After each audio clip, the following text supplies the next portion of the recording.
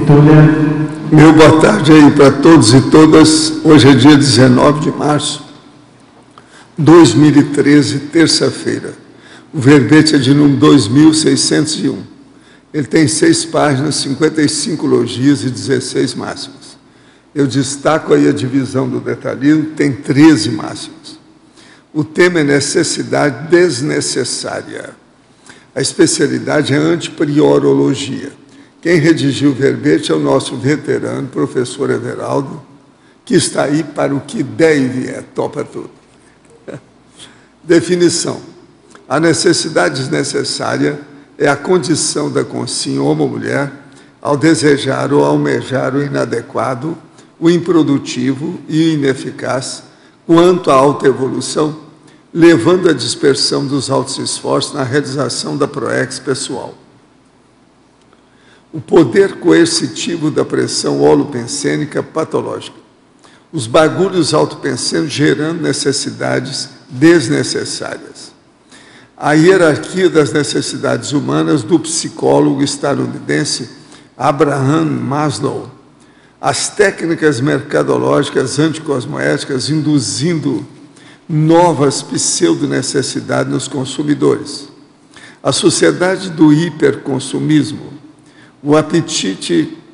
Os apetites artificiais, os idiotismos culturais, a ditadura dos modismos do momento, o consumo desenfreado, transformando a Terra em lixeira planetária, a compra por impulso levando ao consumo emocional.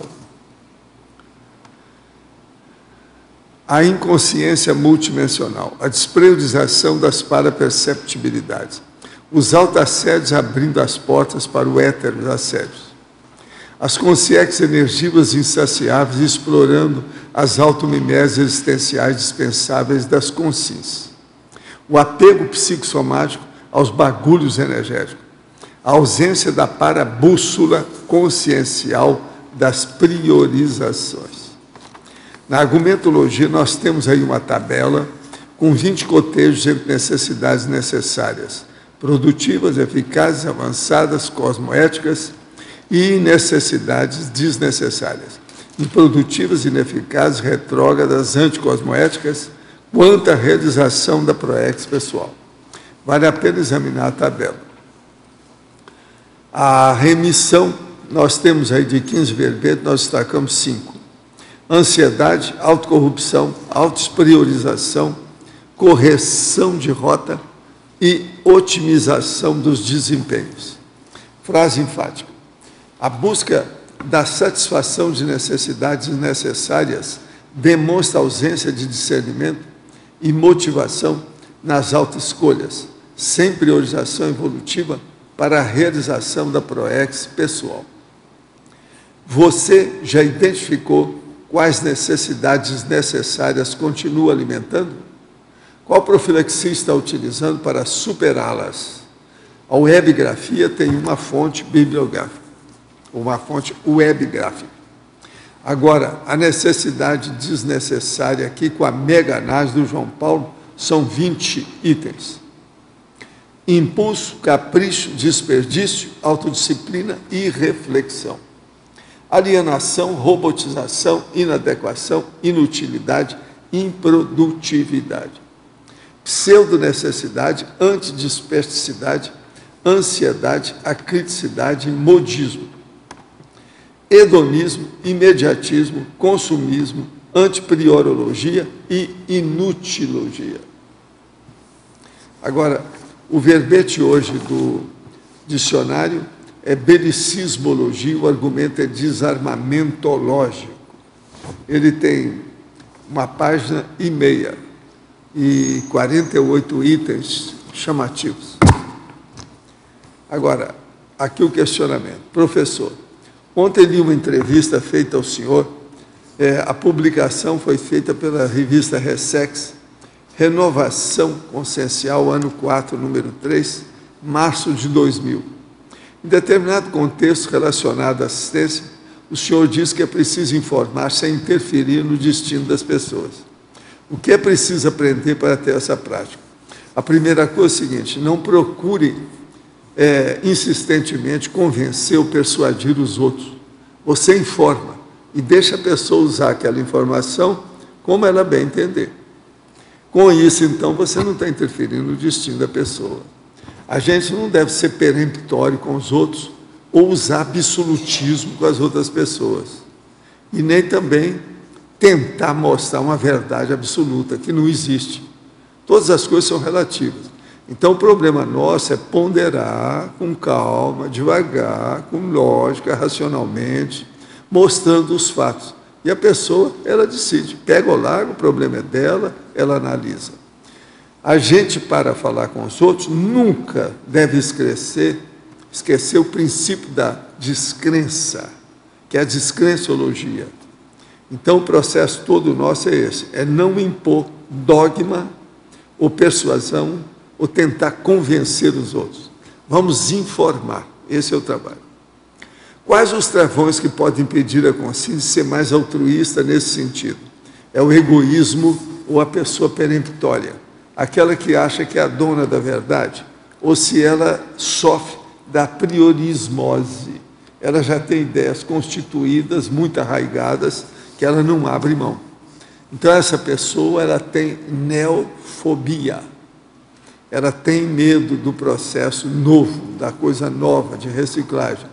Nós temos que ser neofílicos, gostar da coisa nova, para fazer reciclagem. Professor, parece que uma das coisas quase sempre não compreendida na sua essência é a humildade. Eu gostaria de ouvir seu discernimento a respeito, levando em consideração a personalidade do Francisco de Assis. Olha, humildade é uma besteira. Isso é uma tapiação porque é uma demagogia. Tudo que tem por aí se faz na base de humildade, a maioria é besteira. Nós não devemos ser humildes, nós devemos ter personalidade e nos afirmar do jeito que nós achamos. Agora, nós temos que ser modestos dentro do processo, isso é outra coisa. Humildade implica num processo de submissão. Agora, modéstia não. Coloca você no lugar perante as outras pessoas, sem rebaixar a sua personalidade. Então, por exemplo, Chico de Assis foi o maior demagogo que já existiu até agora. Ele queria ser superior a Jesus Cristo. É ele que pedia perdão para pisar na pedra. Quer dizer, o cara era super demagogo.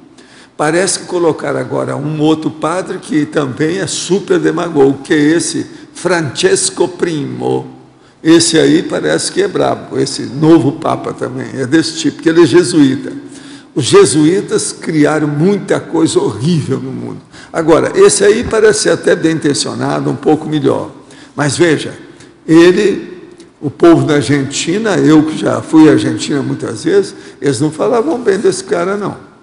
Tinha processo com ditadura, tinha uma série de coisas. Mas agora, aquele demagogo ele vai beijar o pé dos outros, vai fazer o diabo, deve lamber ferida para mostrar a humildade dele. É aquele negócio do meus irmãos, que eu acho isso o processo de vomitar. A hora que os padres começam, meus irmãos, eu não aguento. E agora, desde pequeno que eu sou assim, que eu vi muita besteira feita por padre. E atualmente, coitado, eles já falaram que o negócio não é fácil. Disseram que ele está carregando um abacaxi. Então falaram que o abacaxi é brasileiro. Entendeu? Que o Papa é argentino, então o abacaxi deve ser brasileiro. Entende? Então o Papa já está apelando para que Deus seja brasileiro para poder descascar o abacaxi que der para ele. Realmente a situação da igreja é precária. Agora, eles estão dando golpe com esse Papa, porque ele tem 76 anos, ele não pode ficar lá muito tempo. Então, eles estão pondo só para tapar buraco. Isso aí é efeito tampão, que chama isso em política. Eles estão dando esse efeito, estão fazendo um efeito tampão para colocar o Papa, que é o nosso amigo Mário Bergoglio, Francesco Primo. É esse que é o novo Papa. De modo, coitado, que vamos pensar bem para ele fazer alguma coisa boa, porque ele vai dirigir aí 1.200.000 pessoas da Igreja Católica pelo mundo inteiro. E está todo mundo muito contra a Igreja Católica atualmente. Vamos ver o que é que vai dar. Teve gente na Argentina que deixou de ser católico quando soube que foi ele que se elegeu Papa. Foi, né? Foi. Deixar de ser católico. Deixar de ser católico. Então já é uma, vamos dizer, reação negativa pela pessoa dele. Agora, que ele é demagogo de alto nível, Agora, me falar, parece que ele tem só um pulmão, é verdade isso? Você viu alguma coisa disso? Não ouvi nada nesse sentido. Parece falar isso. Então, eles já colocaram o cara, porque 76 anos, ele não vai aguentar muito daquele tamanho dele, é isso? Agora, o que reclama... Só efeito tampão, eles devem estar preparando uma outra coisa para dar algum golpe lá dentro. Agora, veja, eu nunca vi os padres tão assanhados do jeito que está aí. Fazer aquele que era o nazista renunciar, quer dizer, a Igreja Católica está brava, a máfia da Igreja está pior do que os italianos mesmo. Parece que houve 2 padres que fazem um serviço social na Argentina e que tinham ligação, parece, com a questão dos partidos de esquerda. Há boatos de que ele dedurou esses 2 para serem torturados. Não, eles falam, isso aí é verdade. Eu já ouvi falar nisso até lá na Argentina. Eu já sabia disso. Agora, eles vão estão desdizendo tudo isso para colocar o cara como ele deve sair daí do papado como um santo, uma coisa.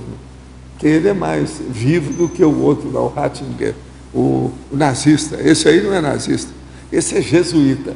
Agora eu não sei o que é pior, se é o nazista ou se é o jesuíta. Porque a demagogia é demais, né? O jesuíta, tudo é demagogo. Então, um populismo que ele vai fazer com a igreja que vai ser uma loucura. Vamos ver o que vai dar isso. Mas, tomara que ele saia bem aí em favor dos outros, porque a população é grande, né? Vamos ver o que dá. Agora, que eles são tudo demagogo demais, e tapeia todo mundo, esconde as coisas, a Igreja Católica é de morte. Agora, o Opus Dei ninguém está falando ainda, o negócio está por baixo, é o Opus Dei. O negócio não é fácil. Outra coisa, esse cara de São Paulo, o Alckmin, é do Opus Dei. Agora, esse cara vem ao Brasil, então vamos ver o que vai dar. Vamos colocar os jovens, porque ele está tentando ver se pega os jovens. A Igreja Católica não tem mais jovem nenhum, né? Isso agora estão fazendo a propaganda por aí. Agora, já colocar tanto padre, né, cantando de tudo quanto é jeito, falta agora colocar gente no futebol. Só falta isso. Cantor já tem, o resto agora falta futebol. Daqui a pouco eles vão arranjar aí um Maradona vestido de batina e tal. Só falta isso, vai. Na Argentina já falaram, né? Que ele é o terceiro. Primeiro é o Maradona, segundo o Messi, terceiro o Bergoglio.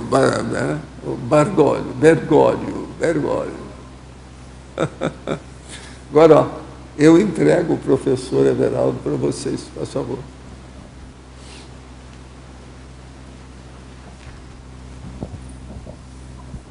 Alô, Everaldo, eu tenho uma dúvida aqui na fatologia, na página 37, na terceira linha de baixo para cima.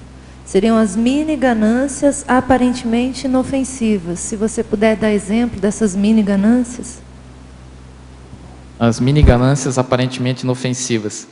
Então, são aquela condição da pessoa que, às vezes, ela quer, por exemplo, vai jogar no bingo, tá?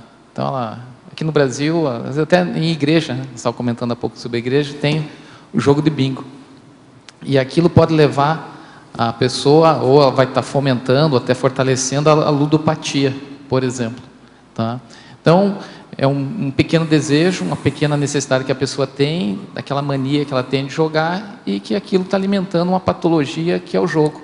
Tá? Às vezes entra no processo do jogo ilegal, ou até mesmo na questão do jogo legal, das loterias, por exemplo. Então, é um exemplo de uma mini ganância pequena que acaba se transformando, às vezes, ou é um sintoma de uma patologia maior. Tá? A gente pode falar da própria competitividade dentro do esporte. A gente sabe que o esporte, até certo ponto, o esporte de competição, né, ele tem o processo do belicismo intrínseco a si. Então, isso é um outro exemplo de uma pequena necessidade que a pessoa tem e que às vezes esconde por trás uma patologia por parte da consciência. Ok? Você aqui no B. Na página 39, em crescendologia, o segundo crescendo. O crescendo versatilidade despriorizada, polimatia direcionada. Você podia comentar a respeito e dar algum exemplo? Então, o crescendo versatilidade despriorizada e polimatia direcionada. O que acontece? Esse, quem sabe, foi um dos motivos, ou é um dos indicativos que me levou a escrever esse verbete. Porque a gente sabe que muitos de nós somos versáteis, nossa condição de consciências mais zeradas, com maior número de vidas, sob o ponto de vista, pensando no processo evolutivo, tá? Faz com que a gente tenha uma certa versatilidade na nossa manifestação. Só que qual que é a grande dificuldade disso? Muitas vezes, essa versatilidade ela é pouco útil para o processo evolutivo pessoal. Então, com isso, a pessoa acaba sendo boa em muitas atividades, tem uma certa aptidão, e isso acaba desvirtuando ela do foco principal dela, que seria as prioridades. E na hora que você faz com que essa polimatia, que esses múltiplos talentos sejam direcionados por uma finalidade evolutiva, você está saindo aí da doença, entrando na saúde, tá? Então, esse crescendo, ele resume bem, tá? Quando a gente está estudando a questão das nossas necessidades, de a gente identificar aquelas necessidades, ou aqueles desejos, aquelas vontades nossas que são a favor do processo evolutivo, a favor da nossa ProEx, tá? E é importante a gente trabalhar com os nossos talentos pessoais nessa direção, tá? Ok? Everaldo, Oi. Aqui no ar. Na página 37, em fatologia, na penúltima linha... Perdão, 37, a fatologia, tá? Na penúltima linha, de baixo para cima. Tá. O tresmalhamento da autoproex em decorrência dos caprichos pessoais. Você pode aprofundar mais esse item? Tá. O tresmalhamento aqui seria os desviacionismos, né, que a pessoa muitas vezes acaba incorrendo em função dos desejos menores, às vezes das futilidades dela, né?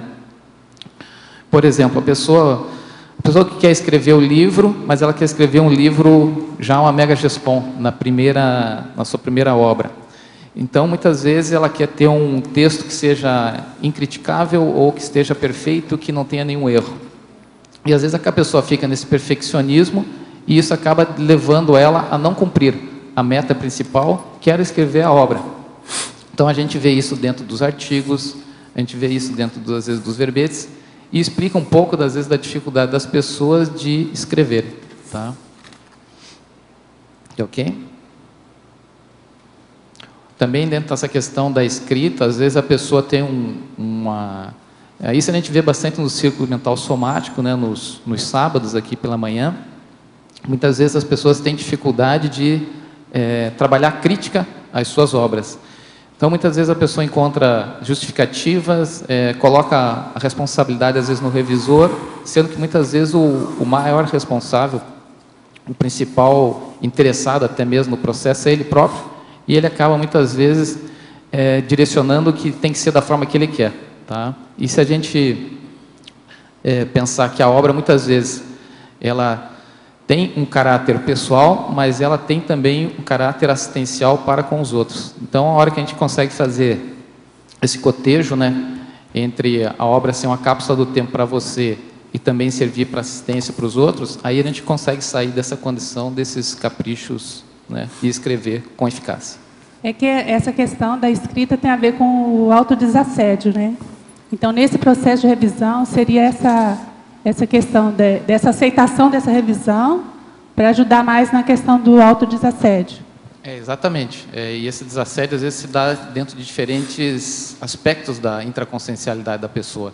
Às vezes, não é só do tema em si que ela está trabalhando, mas, às vezes, de outros conteúdos indiretos que ela acaba expondo na sua obra, né? A gente sabe que toda obra é autobiográfica, né?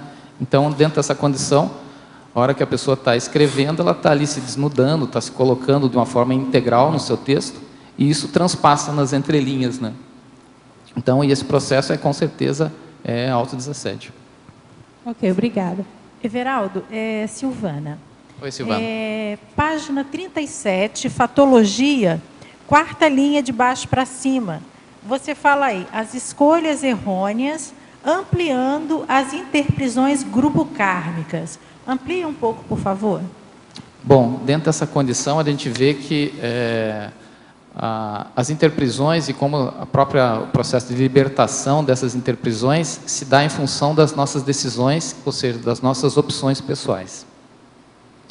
Muitas vezes, a pessoa, em função, às vezes, das companhias com quem ela anda, já está indicando um pouco do perfil e do temperamento dela. E a hora que ela faz isso, às vezes, se anda com companhias erradas, isso acaba, às vezes, levando ela a um processo de comprometimento dentro daquele grupo, ou até mesmo perante a terceiros. Tá?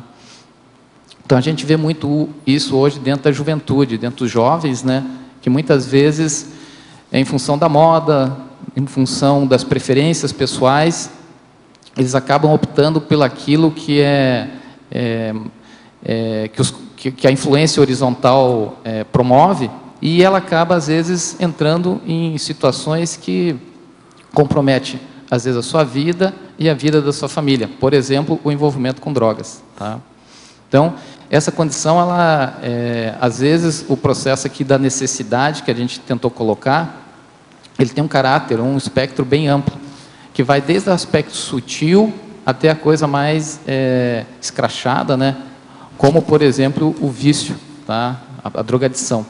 Então, vale a pena a gente refletir no âmbito geral, que todos nós, né, dentro da condição aí de consciências no processo evolutivos, ainda temos muito a depurar quanto às nossas vontades, aos nossos desejos, a nossa intencionalidade, e que somente a autorreflexão, o autojuízo crítico, vai permitir que a gente consiga depurar isso e fazer as reciclagens, as renovações íntimas necessárias. Né? Tá ok? Uhum, obrigada. Veraldo. Oi. Aqui também na fatologia, ali você fala de a compra por impulso levando ao consumo emocional. Na quinta linha de baixo para cima. Certo. Aí eu queria saber o seguinte, que eu sei que você faz orientação para as pessoas que às vezes estão com dificuldade financeira, ou até mesmo para ensinar a pessoa a fazer um melhor investimento das suas posses, né? Aí eu queria ver com você, assim, o que acontece assim, o que é mais comum da pessoa se enrolar? É por desnecessidade mesmo, ou às vezes ela se enrola porque ela acha que aquilo é evolutivo? O que você vê assim, que é mais comum? Olha, tem várias respostas à sua pergunta, tá? Mas o que a gente vê na essência das pessoas é justamente a dificuldade emocional dela lidar com a própria realidade dela. No caso, as finanças ou os números da economia pessoal é apenas um reflexo dessa dificuldade dela de se enfrentar. Às vezes está envolvido ao processo dela, da dificuldade dela em se engajar num trabalho remunerado, às vezes a própria condição dela de não querer se submeter a uma condição de ser empregado, seja de uma instituição ou de uma outra pessoa, ou mesmo em função da pessoa querer que aqueles seus caprichos, aquelas suas vontades sejam atendidas a partir aí do seu consumo, tá?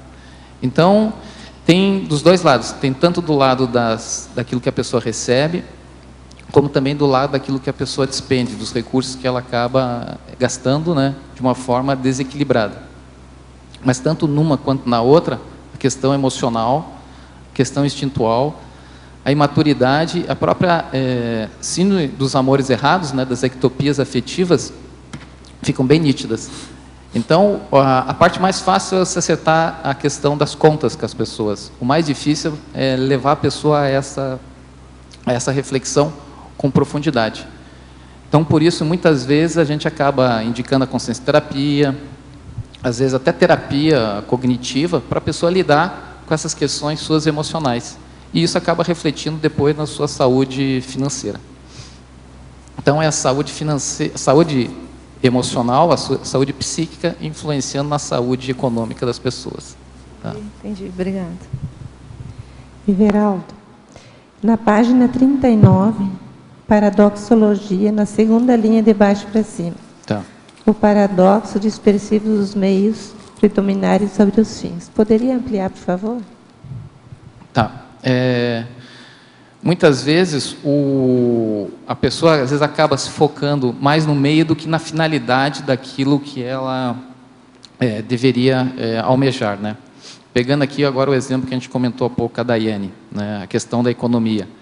Muitas vezes as pessoas, isso na sociedade que a gente vive, uma sociedade de consumo, de hiperconsumo, uma sociedade capitalista, o que a gente vê é que as pessoas transformam aquilo que deveria ser o meio, que é a questão do recurso, do trabalho, da atividade remunerada, a questão da poupança pessoal, do pé de meia pessoal, ou seja, de trabalhar, de lidar com o dinheiro, e a pessoa acaba transformando o dinheiro numa finalidade, num fim, tá, para a sua existência.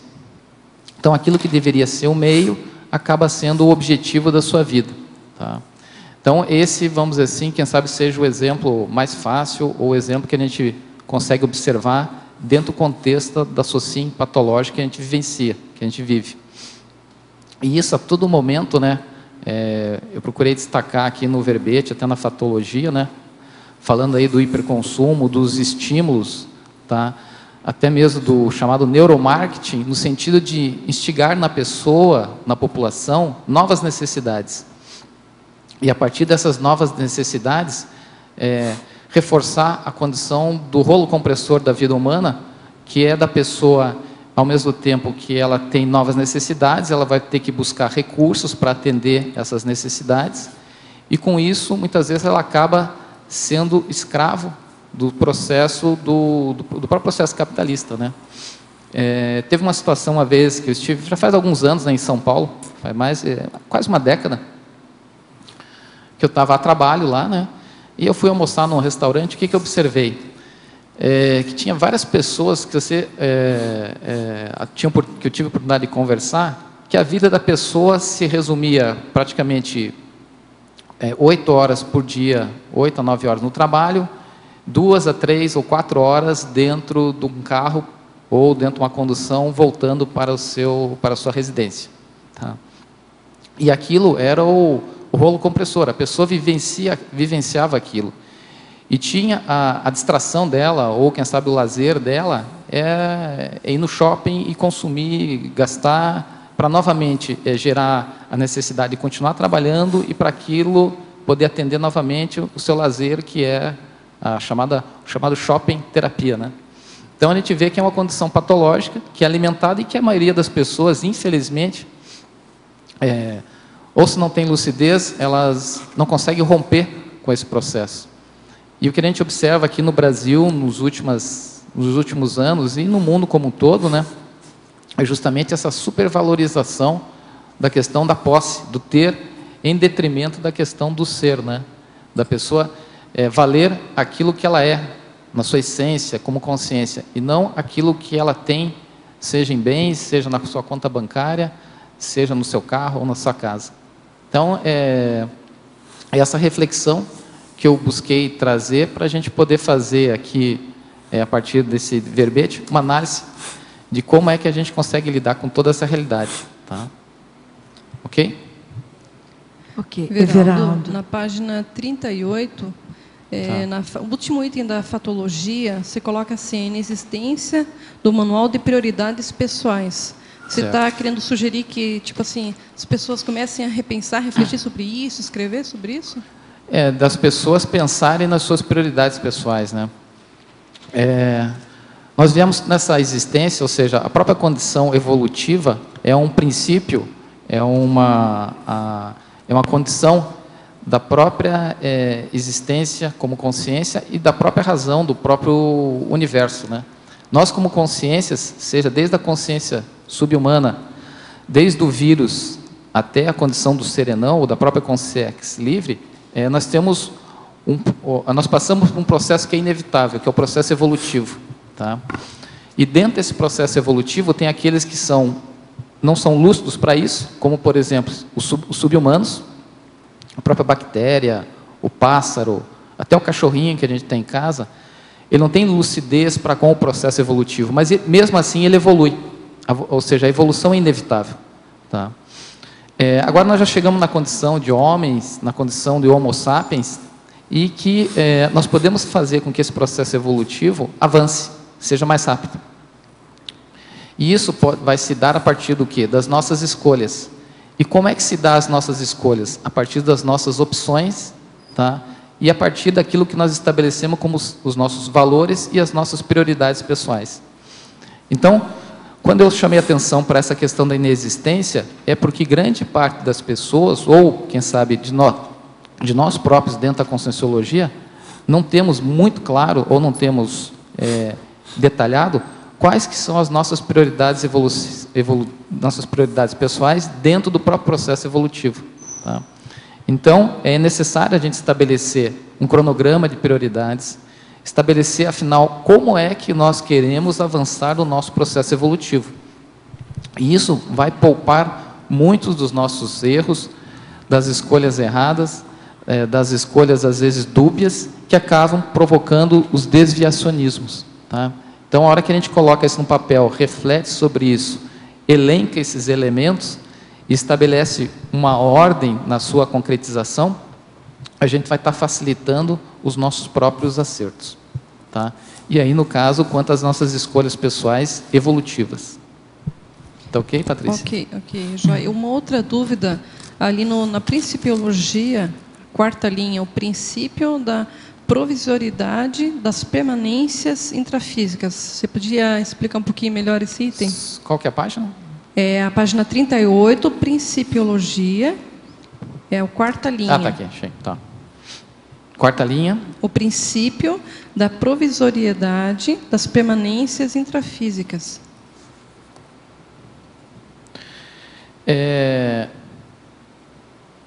Porque a condição intrafísica é uma condição provisória, né? Nós estamos na condição aqui, até tem dentro da cultura hindu, né, o princípio do Maya, né? Que ele coloca que é o mundo, ou seja, a dimensão intrafísica, é um grande mundo de ilusões, né? Então, à medida que a gente consegue perceber que essa condição que nós estamos aqui é um mundo de energia, apesar de ser um mundo material, é acima de tudo um mundo de energia. E que essa condição ela é provisória, que essa condição é passageira, porque a consciência, dentro do processo evolutivo, ela está em constante mudança. Daqui a pouco nós ressomamos, depois nós dessomamos, e assim nós seguimos nesse ciclo, né, de multi-existencialidade. Então, aquilo que parece ser tão tangível, absoluto, concreto, certo, à medida que vai passando o tempo, a gente vai vendo que aquilo é efêmero e se desfaz, né? Tem uma frase do professor Valdo que eu vejo que exemplifica ou condensa muito bem isso. É que ele coloca que a consciência é eterna, porém, cada minuto que passa, ele nunca mais retorna, é perdido. Então, se a gente começar a analisar que o minuto que a gente perdeu, o segundo que a gente perdeu, a gente não vai conseguir recuperá-lo, a gente começa a perceber quanto é que a gente está desperdiçando de oportunidades para acertar, para avançar no processo da evolução, para fazer assistência. Tá? Então, essa é a condição, vamos dizer assim, que pode ser, serve como uma antítese ou uma vacina para a gente começar a perceber que o aqui e agora tem que ser vivenciado, priorizado, tem que ser aproveitado no seu máximo. Tá? Então, e para a gente que estuda o processo evolutivo, que valoriza o processo da assistência, da fraternidade e outros princípios aí universalistas e cosmoéticos, eu acho que a gente já está numa certa condição que a gente não pode mais se dar o direito de perder essas oportunidades. Então, eu acho que o grande desafio é a gente conseguir fazer isso de uma forma otimizada, com um processo eficaz e, acima de tudo, dentro de um processo que priorize a auto-melhora, né? As reciclagens através aí da auto-pesquisa, né? Tá ok?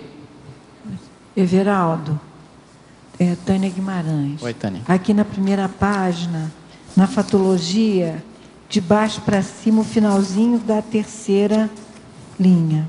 As mini ganâncias aparentemente inofensivas. Fala um pouco sobre isso. Tá, eu falei agora há pouco, né? Eu sou retardatário. Então tá. O que acontece? Essas mini ganâncias, tá? Por exemplo, é a situação da pessoa que gosta de jogar. Então, às vezes ela tem o desejo vai no bingo ali da igreja, jogar lá no domingo festivo na igreja. Às vezes aquilo começa pequeno, a pessoa começa a gostar daquilo, a gente vê bastante isso entre, às vezes, as pessoas de mais idade, aquelas pessoas, às vezes, aposentadas, que às vezes falta um objetivo maior na vida. A pessoa já passou, já criou os filhos, já está financeiramente estabilizada, e às vezes ela vai se dedicar a questão do jogo, né? Às vezes é um jogo aparentemente inofensivo, e aquilo acaba se tornando depois uma ludopatia. Então, são vários os casos que tem de pessoas que começam, às vezes, de uma forma aparentemente inofensiva, de uma atividade, e aquilo acaba provocando um desviacionismo, ou acelerando ou desencadeando uma conduta patológica aí que depois tem efeitos para ela e, às vezes, para os próprios familiares delas. Ok, muito obrigada. Professor, agradeço a todos pelo acolhimento carinhoso que tive nessa semana que passei no CAEC. Pude aurir em loco a sensação que se tem nas Comunex evoluídas. Você está muito bom. Isso é o doutor Eduardo Doria, que esteve aqui conosco de Curitiba, o médico. Pergunta ao senhor, quais necessidades necessárias temos que abandonar ou de abandonar com urgência para manter um contato constante com essas comunidades de ponta? Eu penso que é o seguinte, não pensar mal dos outros, não se irritar, arranjar imperturbabilidade, praticar a TENEPS, assistir os outros e se, vamos dizer, ter mais uma noção com mais autoconsciência de ser uma mini peça do maxi-mecanismo. Através disso, é inevitável que vai haver mais assistência, o holopensene da pessoa melhora e ela vai ter mais contato com isso. Outra coisa também é ter acesso às centrais extrafísicas, isso ajuda. Alver Betógrafo, em Paradoxologia, página 39, terceira linha, poderia comentar sobre o paradoxo interpresidiário, mini ganhos imediatos, mega perdas seculares? Tá, eu acho que esse paradoxo ele resume bem a questão do negocinho evolutivo, tá? Então, o que é o negocinho evolutivo? É a pessoa, às vezes, querer fazer uma pequena barganha, que muitas vezes uma pequena barganha que, sob o ponto de vista cosmoética, é espúria, é errada, e que a pessoa vai ter um proveito ali imediato, tá? E acaba isso gerando interprisão, às vezes acaba gerando um processo mais sério, sob o ponto de vista do comprometimento dela perante aquelas consciências com quem, muitas vezes, ela acabou, vamos dizer assim, se acumpliciando, tá? E, às vezes, esses mini ganhos imediatos, eles não são somente de ordem material ou pecuniários, eles podem ser, às vezes, de ordem, às vezes, até afetivo. Então, a pessoa, às vezes, ela se omite, ela deixa de falar uma verdade para outra pessoa, ela sabe que, às vezes, até um parente, um ente querido dela está cometendo algo errado, e ela, por uma questão, às vezes, de ficar bem na fita, ou de ter o afeto, não querer se indispor com a pessoa, acaba se omitindo, tá? E, às vezes, nessa condição, ela acaba se compliciando com o erro do outro, e essa pessoa, às vezes, dentro dessa condição, pode vir, por exemplo, se envolver com uma pessoa, às vezes uma mãe, vamos dar um exemplo aqui prático, a mãe vê o filho, às vezes com companhias erradas, acaba fechando os olhos com aquilo, ele acaba se envolvendo com droga e acaba, às vezes, até dessomando ou sendo preso em função disso, tá? Foi pelo quê? Foi por uma posição de uma dificuldade dela se posicionar perante o filho, né? Dar um limite para ele, tá? Então, um exemplo que às vezes é um ganho pequeno, aparentemente pequeno, um ganho afetivo, mas que acaba provocando um efeito aí a longo prazo para as consciências envolvidas. Em Legislogia, página 39, primeira linha, poderia ampliar mais sobre a lei das utilidades marginais decrescentes? Essa lei é uma lei da economia, né? E ela indica o quê? Que à medida que você vai tendo mais um determinado bem, tá? Cada vez você vai precisando menos dele ou está disposto a pagar menos por ele. Então, vamos usar um exemplo assim didático. todo mundo tem geladeira em casa, tá? Mas você não precisa de 3 geladeiras em casa, você precisa de uma geladeira em casa, tá? Então, se alguém te oferecer uma segunda geladeira, mesmo que seja mais barata, que seja até de brinde, pode ser que você recuse disso. Ou seja, à medida que a pessoa vai satisfazendo aquela sua necessidade, ela não vai tendo mais a necessidade de ter aquele bem, né? E isso pode ser explicitado em outras áreas da nossa manifestação. Então, à medida que a gente vai tendo atendida aquela necessidade, a gente vai reduzindo quanto nós estamos dispostos a despender por ela.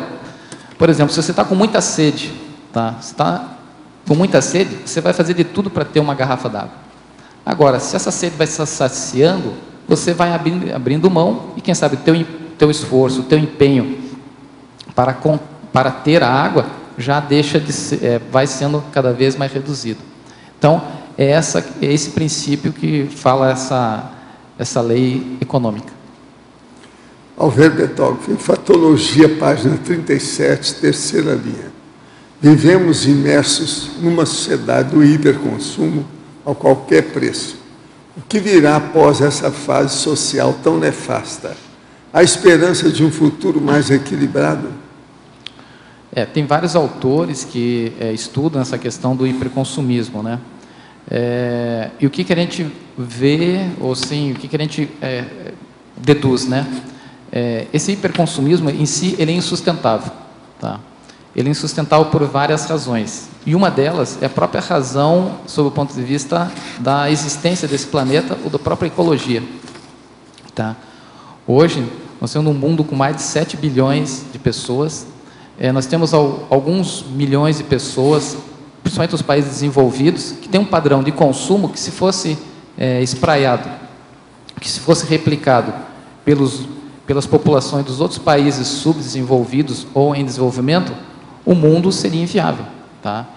Ou seja, existe uma sociedade que um modelo de sociedade, tá? Representado aí principalmente pela sociedade americana ou pela própria sociedade europeia, que é impossível você replicar em outras partes do mundo, porque senão se torna inviável a própria existência humana.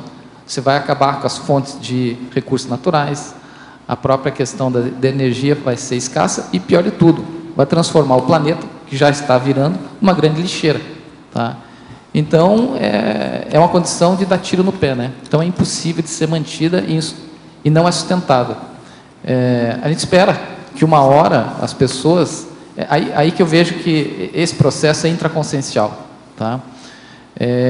A questão, mais do que a gente simplesmente criticar os governos, criticar as outras pessoas, os outros países, a gente tem que fazer o dever de casa. Quanto que nós vivenciamos essa realidade. Então, a gente tem que ser teático nas nossas condutas, né? E, acima de tudo, fazer essa reflexão para fazer se contrapor a essa condição que existe hoje na nossa atual sociedade, né? Que o indivíduo é medido pela quantidade, como eu comentei há pouco, das suas posses pessoais, dos seus bens materiais, e não pelo aquilo que ele efetivamente é. A hora que a pessoa fizer essa revisão, e a gente vai caminhar inevitavelmente para isso, todo esse processo aí vai ser colocado em xeque e vai ser, numa visão otimista, ser superado. Agora, vai ter um preço para isso, né? Tomara que esse preço não seja tão pesado como as previsões aí dos próprios ecologistas, economistas, vêm colocando aí para os próprios sociólogos para o futuro. Em Tecnologia, página 38, poderia nos falar mais das técnicas do neuromarketing, estimulando neonecessidades consumistas? Hoje se sabe que, por vezes, os próprios psicólogos, muitos deles, os próprios psicólogos cognitivistas, muitas vezes eles utilizam os recursos aí das pesquisas na questão da cognição para fazer com que os produtos, às vezes, sejam melhor vendáveis e que as pessoas consumam mais um produto X, Y, Z. E isso pode ser observado em mínimos detalhes, né? Por exemplo, a própria condição na gôndola do supermercado, tá? Por exemplo, eles colocam objetos próximos ali ao caixa do supermercado, objetos de pequeno valor e de pequeno tamanho. Para quê? E também baixo. Qual que é o objetivo disso? Geralmente, o que eles já perceberam? Quando chega o pai e vai fazer a compra junto com o filho vai ter acesso ali ao chocolate, ao brinquedinho. E dificilmente o pai vai querer se constranger perante o caixa e o público que está ali, repreender o filho e tirar o objeto dele. O que ele vai fazer? Vai comprar e vai para atender a necessidade da criança. Tudo isso é pensado. E outra coisa, há um desconto disso. Alguns adultos pegam o negócio e põem no bolso. Também é. É para dar um desconto. Isso aí precisa equilibrar, né? Golpe do lado, golpe do outro. Golpe do outro, exatamente. Professor, tenho pensado na minha situação em relação aos relacionamentos afetivos. Tenho 35 anos, amei de verdade apenas 3 pessoas na vida. Entretanto, mesmo gostando de muitas delas, esse relacionamento nunca foram duradouros. Assim questiono. Eu não pude casar e constituir família com essas pessoas porque tive que pagar algum erro do passado. Se for esse o motivo, o que fazer para amar alguém e ter um relacionamento duradouro? Se já está determinado através do passado que não serei feliz no amor. Mas tudo é conversa fiada que você está falando, você está vendo para o outro lado. O negócio aí é você mesmo, seu temperamento, a sua paragenética, seu jeitão. Uma pessoa que quer casar é a coisa mais fácil que tem, porque é muita gente querendo casar. Não é assim. Então o problema é seu. Você que tem que escolher o povo que esteja mais de acordo com você e ver se dá certo. Agora, o caso, antes de mais nada, é seu. Na sua casa tem espelho, é bom você se mirar nesse espelho e ver como é que é o seu temperamento. Isso é que é importante. Agora, você pode fazer uma união muito produtiva, que nós chamamos de dupla evolutiva, visando a evolução, não precisa nem de casar. Pensa bem por aí, como é que ficam as coisas. Professor, as cirurgias plásticas estéticas seriam um apego à autoimagem, um apego da personalidade ao soma? Isso pode causar transtorno na dessoma? Sim, depende da intenção da pessoa. Mas há muitas cirurgias plásticas estéticas que têm, na verdade, uma relação de função social da pessoa. Às vezes é importante ela fazer para melhorar o processo. Eu sempre conto aquela história do homem que representava o Brasil em grandes conclaves e processos técnicos, industriais no exterior. Agora, com o tempo, ele ficou com a cara assim mais velha. E aquilo começou a criar problemas devido à nova geração e ele começou a ser passado para trás. Esse aí, então, a gente deu um jeito nele, ele remoçou, ele enfrentou a situação. Veja bem, é um processo reparador social. Não é só reparação do soma, somática, mas um problema social. De modo que a maioria do que o povo faz aí, muita cirurgia, não precisava de chegar nesse nível, melhor era fazer exercícios físicos para a pessoa emagrecer, melhorar a situação. Isso é que a maioria precisa. Agora, hoje no Brasil está um tal de exagero dessa história. O Brasil entre os países todos, dos que fazem mais cirurgias. Agora, uma boa parte também de gente morre, todo mês tem gente na televisão falando que morreu. A lipoaspiração, por exemplo, está levando um monte de gente para o cemitério, antes da hora. São tudo mortes já anunciadas, que é feito de qualquer maneira, sem muita técnica, em locais que não tem muita infraestrutura. Então, é um senhor problema. E lipoaspiração realmente é perigoso, o negócio mata. Devido ao processo do abdômen, o epíplon, essa situação toda, não se pode brincar com isso, não. Então, veja, olha bem o que é a parte estética e o que é a reparadora. E, além disso, vem essa terceira condição, que é o problema social daquela pessoa, da função que ela exerce. Às vezes é preciso até uma melhor apresentação. E outra coisa, as pessoas ficam velhas, feias, tipo dragão, você está entendendo? Então, às vezes, para ter uma função pública, é preciso ter uma apresentação, isso não é Então, um negócio reparador que não é do corpo, é isso que eu estou insistindo. É social. Isso a gente tem que entender nas pessoas. Agora, o que a maioria faz aí, não, é só um processo apenas superficial, bobo de apresentação, porque a pessoa não tem, às vezes, disciplina, organização para cuidar do próprio corpo. Professor, poderia comentar sobre o belicismo intraconsciencial? Quais seriam as ferramentas essenciais para conseguir alcançar o pacifismo intraconsciencial? A coisa toda mais séria que a pessoa faz é o seguinte, é ela fazer assistência aos outros e sair de si mesma.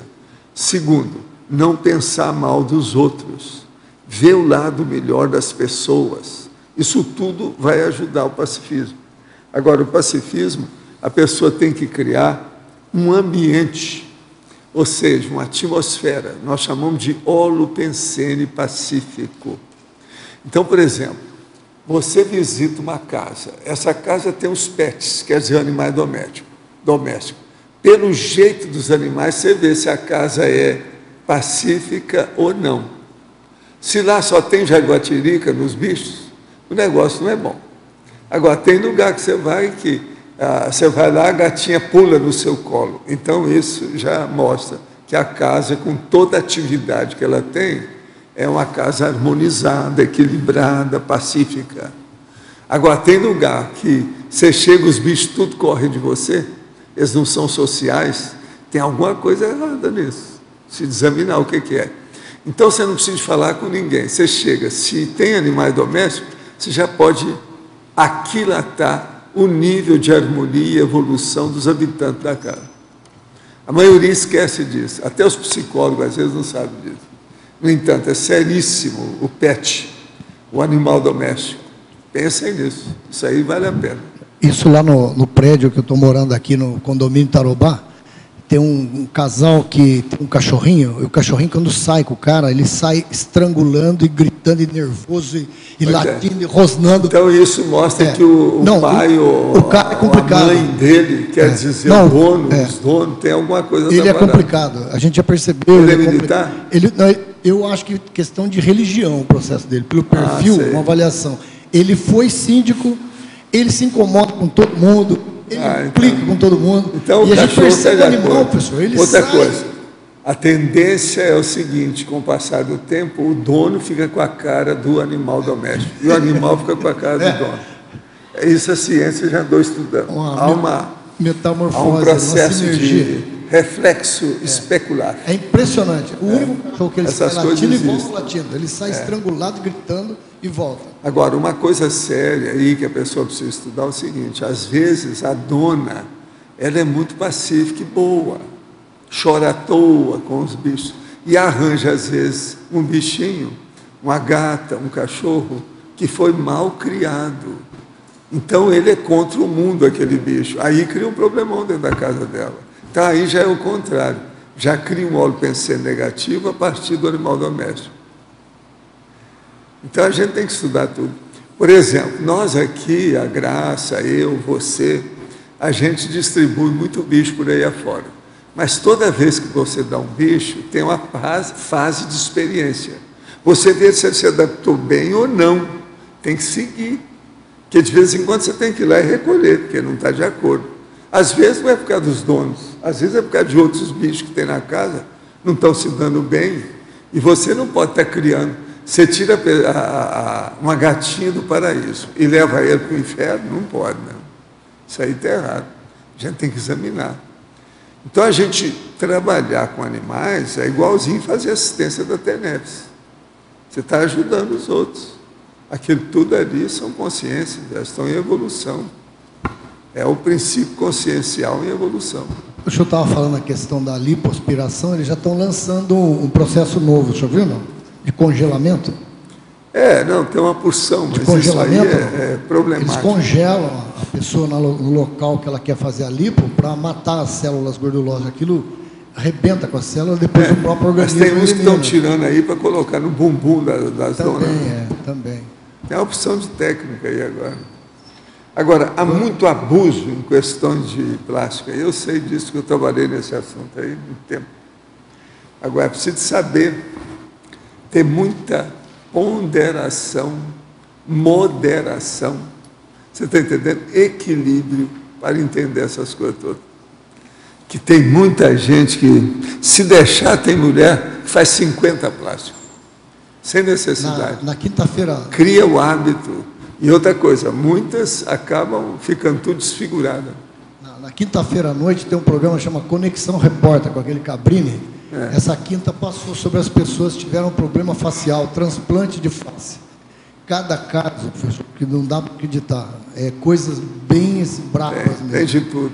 Agora, o Brasil, todo mundo abusa demais disso. Falta também educação. É porque ali era acidente. O processo é educação nossa, o nível é baixo nesse assunto.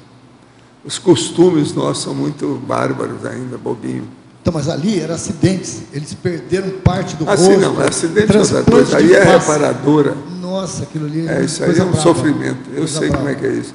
Agora, o pior que tem de reparadora e processo de queimadura, etc. tal, é com criança. Isso é que é duro. Até o médico, o negócio não é nada bom. Eu trabalhei nisso. Não é nada fácil. A hora que você vê uma criança que tem que fazer 3 sessões para ver se melhora aquilo, a menina desse tamanhozinho, negócio terrível, você vê isso tudo. E a queimadura, às vezes, tudo acontece por falta de educação. Educação dos adultos. É a criança que sofre com isso. Então, isso tudo são coisas que é do século XXI, né?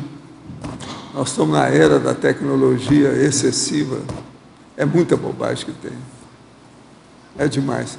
E com a internet, você sabe, isso tudo piorou, né? Há muito abuso, muito excesso, muita tolice. É o tolicionário, como eu chamo, que é a enciclopédia das tolices. Ampliou demais de uma hora para outra, no século XXI. Entende? Eu queria fazer uma pergunta para o Everaldo. A questão, na verdade, não é pergunta, é até uma colocação, até para você explanar isso. A questão das pessoas que fazem uma compra de uma roupa, por exemplo, e o guarda-roupa dela está cheio. Então, quando eu fiz o coach, tinha uma técnica que dizia assim, que se você faz 1 ano que você não usa uma peça de roupa, provavelmente você não precisa mais dela. Você fica 1 ano sem pôr a mão naquela camisa, naquela calça, porque realmente você não está precisando. E aí o processo de energia, porque você retém aquilo ali, você está com energia entrópica, está parada aquela situação. E as pessoas têm uma tendência a ir comprando mais roupa e acumulando aquilo ali, né? O que você acha nessa questão? Se isso aí incluiria nessa questão da necessidade desnecessária, porque ela não precisa mais daquilo, né? Depois tem uma outra situação. Tem esse caso, tem várias facetas, vários viés, né? Tem aquele caso extremo da pessoa que se torna colecionista, né? Então, é a pessoa que coleciona... Às vezes tem gente que até coleciona lixo, né? Lixo, então, a pessoa vai... Esse é o extremo, sim, do processo. E para a pessoa...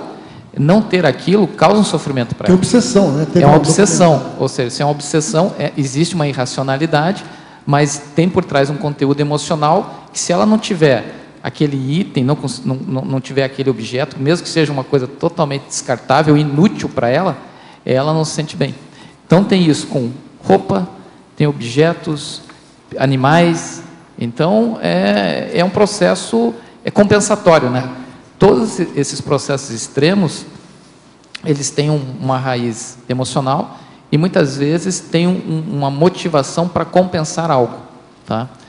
E aí o tratamento é justamente você identificar qual que é a patologia e você justamente trabalhar essa questão desse descondicionamento e mostrar para a pessoa de uma forma lógica, coerente, que aquilo é totalmente inadequado, entrópico, tanto do ponto de vista às vezes de saúde, como ponto de vista saúde somática, como sob o ponto de vista da própria questão das bioenergias, né? E ela deixa de fazer assistência, porque ela podia doar aquilo para uma outra pessoa, para utilizar um sapato, seja o que for. Tem caso de mulher que a gente fica sabendo na loja lá, que tem mais de 200 sapatos. Você que trabalha com sapato, né? Que mulher, parece algumas têm uma paixão por sapato, e às vezes tem, e ela usou há 5 anos, há sei lá quanto tempo ela não dá aquilo, porque tem uma mulher centopeia, né? 1000 pés, né? Não, isso é verdade. E tem um outro caso também que eu queria até perguntar para você, a questão da pessoa ser fanática por liquidação. Por liquidação. Então ela acha que sempre ela vai ter um ganho. Então ela não precisa daquilo, mas ela descobre que está tendo uma liquidação no supermercado tal e tem não sei o quê, e ela nem precisa, mas ela acha que aquilo ela está tendo um ganho. O fato de ela estar comprando pela metade do preço, por desconto, para ela é um lucro aquilo que ela está tendo, mas ela não vai usar aquilo ali. Isso é bem característico na sociedade americana. Tá? Então, essa questão da Black Friday, essas políticas de desconto, aquelas... Aqui no Brasil não tem tanto, mas nos Estados Unidos tem muita questão dos cupons, né? Tem pessoas que vivem só desses cupons de desconto. Então, ela acha que está fazendo um grande negócio levando lixo para dentro de casa, mas é uma questão também de doença, né? A síndrome da ectopia afetiva. A pessoa está desviando aquilo que deveria ser o amor correto para o amor incorreto. Então, agora, o pior de tudo são os bagulhos energéticos dentro dessa história, né? Trazendo para o nosso contexto, né?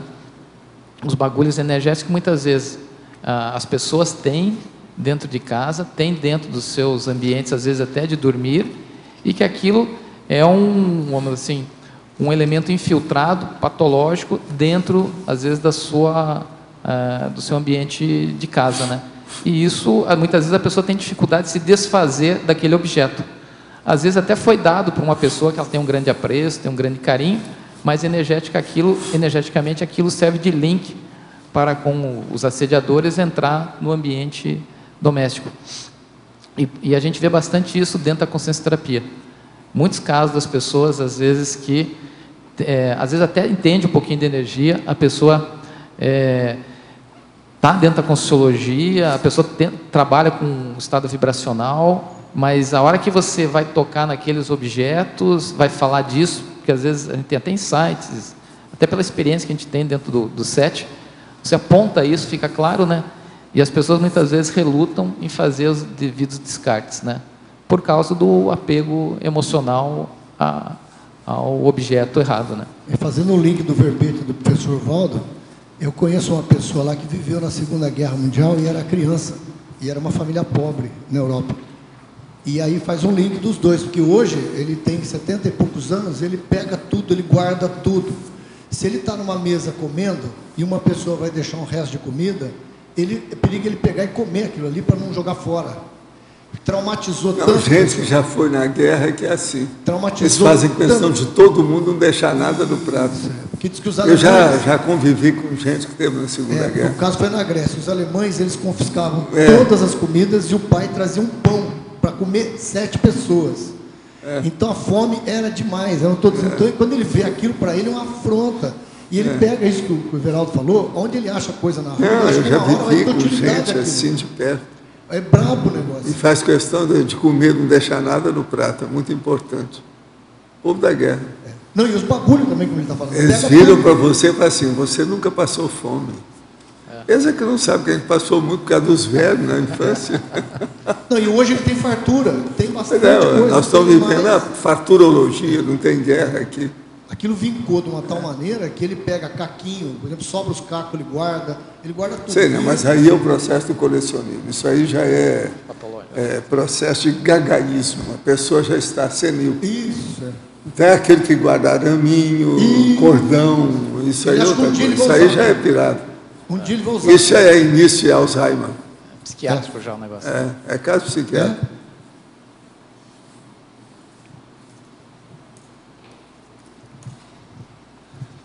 Gente, eu entrego aí o professor para vocês. Como é que é?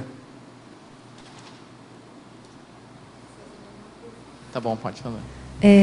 Você falou agora há pouco aí da questão do valor e do consumo, né? Então, assim, até que ponto a pessoa ela entra nesse hiperconsumismo porque ela quer ser valorizada, porque ela quer ser respeitada, e assim, e se você acha que isso é um ponto central dessa abordagem aí que você está tratando? Vamos dizer assim, é a parte, quem sabe, mais evidente dentro da SOCIM que a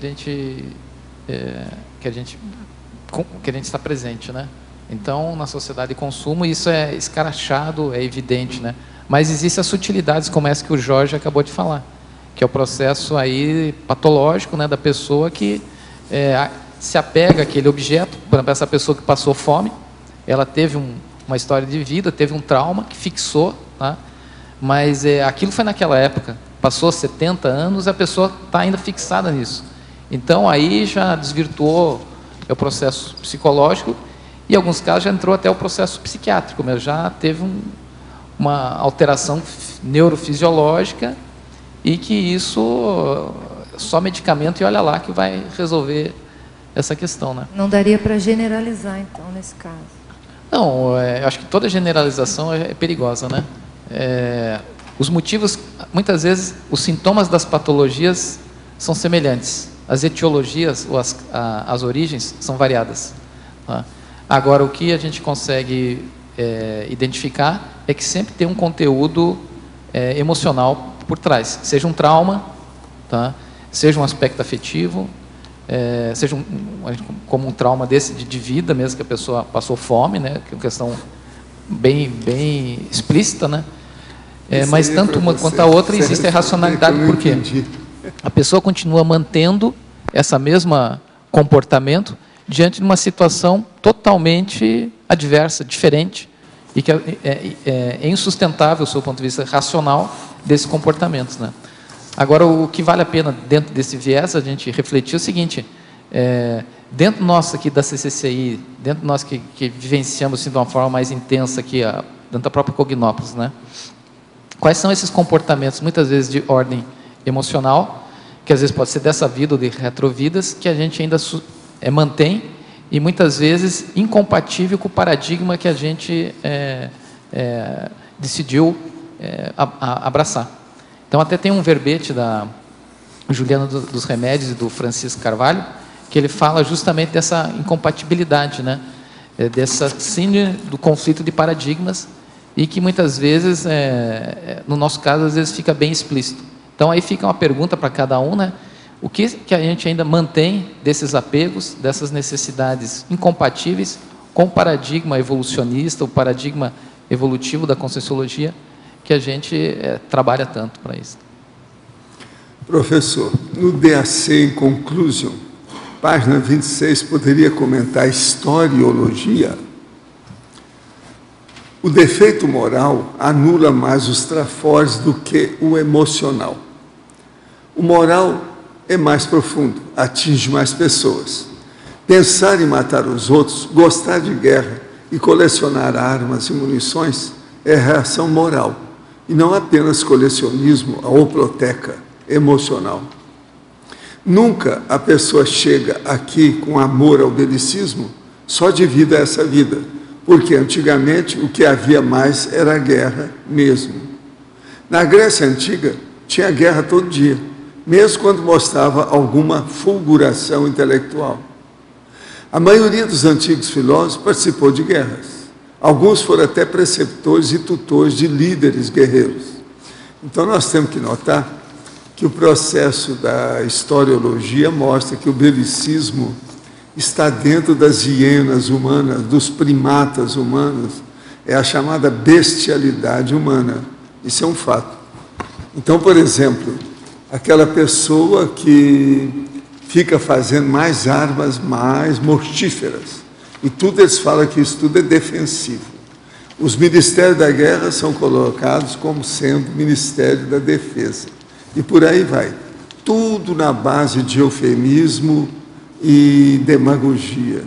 Então a gente tem que falar essas coisas todas. Por exemplo, eles fazem em muitos lugares o túmulo do soldado desconhecido. Agora, nunca fizeram o túmulo da vítima desconhecida. Por quê? O que está faltando?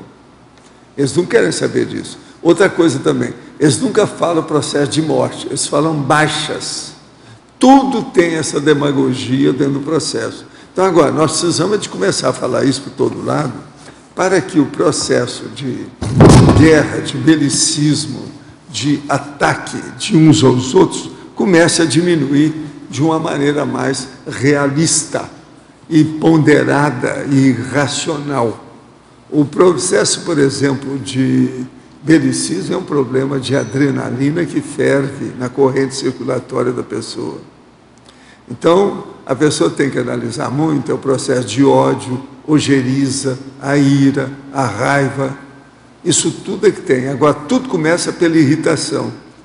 Então, se a pessoa quer começar a melhorar, para ficar mais pacífica, corte as irritações.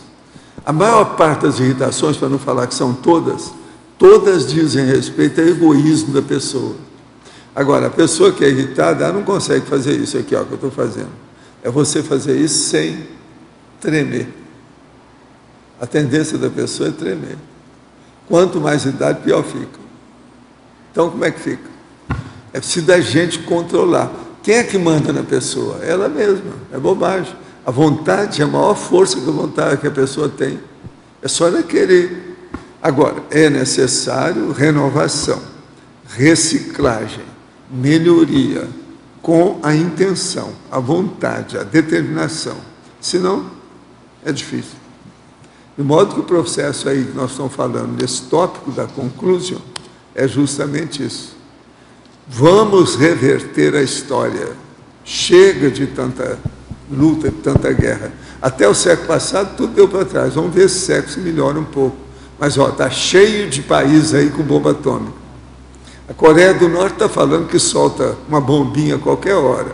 Quer dizer, não se brinca com essas coisas. Isso aí é um negócio, um conflito que a gente tem que pensar. Agora, por que é que eles não soltam mais bomba atômica? Porque qualquer coisa que você soltar no lugar, bate na pessoa que soltou, o tiro sai pela culatra. Por isso que até hoje eles não usaram mais bomba atômica. Mas veja, a hora que for de um hemisfério para outro, pode ser que vai ter gente que vai fazer isso. Aí vem o outro com a frase dele dizendo assim, se você quer a paz, prepare-se para a guerra. É, lógico. Si vis pacem para bellum. Isso aí é do latinório antigo, daquela época dele. Quer dizer, é terrível, né? Pensar nisso tudo. Agora, no século XXI, olha só, a guerra dos judeus com os palestinos. Quem invadiu lá foram os judeus. Como é que é? Ninguém toma conta disso. Os Estados Unidos anularam praticamente a ONU. A ONU é que devia entrar nisso. Quando acabou a Liga das Nações, fizeram a ONU, todo mundo tinha uma esperança danada, mas não adianta. Estados Unidos é doido com o Pentágono e os judeus que dominam aquele povo todo, quer saber das agências internacionais, só pensa em arma, gatilho, detonar as coisas. Olha os filmes americanos. A cada 5 minutos tem pelo menos uma explosão, matando gente. Agora veja, as televisões todo dia traz aí, a mídia traz, Iraque, Afeganistão, mata 40, 70 feridos. Ninguém fala nada. A própria mídia já banalizou isso tudo. Ninguém liga para nada. Então, o século XX foi o pior século da história humana. Nós tivemos 2 guerras, sendo que a segunda foi a maior de todos os tempos, por causa da bomba atômica, e o processo também do Holocausto. O que os nazistas fizeram com os judeus, que foi uma loucura. Agora, o processo não é esse. Existe o problema, por exemplo, das mortes do Mao Tse-tung, que matou de 5 ou 7 milhões de pessoas dentro do genocídio para fazer a China do jeito que ela é hoje. Quer dizer... O Stalin também, que não foi... O Stalin matou também um montão de gente. Como é que fica? O Stalin, muita gente era até compatriota dele. Stalin é igual o Mao Tse-tung, tudo era chinês. Né? Os que estavam com ele, que foram com ele para o poder. Então a gente tem que ver que é por isso que as consciências livres, aquelas mais evoluídas, já tomaram providência de tirar um pouco esse povo tão belicista, sair daqui, para deixar a turma um pouco mais tranquila, para ver se melhora a terra. Eu vi esses dias agora uma charge que o senhor ia adorar de ver. Diz que a Venezuela era governada por um morto. Cuba, governado pelo irmão do morto. E o Brasil foi governado por um ex-presidente que se fazia de morto. Terrível, né? Valdo. O Stalin matou muita gente do próprio partido. Porque ele era incompetente e tinha medo que alguém tomasse o poder, então ele arrasou. Pela história, hoje, aí o que eles acham é o seguinte: Mao Tse-tung matou mais. Em segundo lugar o Stalin, em terceiro lugar o Hitler. Foi assim. Agora, o Hitler tem mais exposição porque os judeus defendem muito o processo do Holocausto. Agora, os judeus, para vingar o Holocausto, eles estão fazendo deles, eles estão fazendo isso com os palestinos. Eles estão matando do jeito que os nazistas matavam, do mesmo jeito. São mais fortes, têm muito mais munição, mais armas. Os palestinos jogam pedra e eles mexem com a metralhadora e o tanque. Então, está aí. Agora, ó, há dezenas de anos que está isso aí. Quem invadiu lá foram eles. E ninguém faz nada. Estima-se que no caso do Mao Tse Tung foram 70 milhões de mortos. Eles falam que é 70. Agora, do Stalin chega, eu acho que a 20 milhões. E do Hitler é menos de 10 milhões, parece. Maior em relação, relativamente à população lá, ele matou mais. Agora, porque o Mao Zedong é uma população... a população dele era maior. Agora, ó, esse número aí, você sabe que não adianta nada, né? Muita gente, mas isso tudo é milhões que nós estamos falando. Loucura. Tirar a vida dos outros não é fácil. Fazer uma pessoa deixar de respirar, fazer uma pessoa virar cadáver, isso é um troço terrível. Homicídio. No caso do Mao, o povo morreu de fome, porque se fazia exportação de alimentos, o povo ficava morrendo de fome para ele poder fazer a bomba atômica, para ele poder construir armamentos. Muita coisa. E ele não, ele adorava o processo da crueldade. Isso é terrível, um dos piores caras que já viveram aqui no século XX.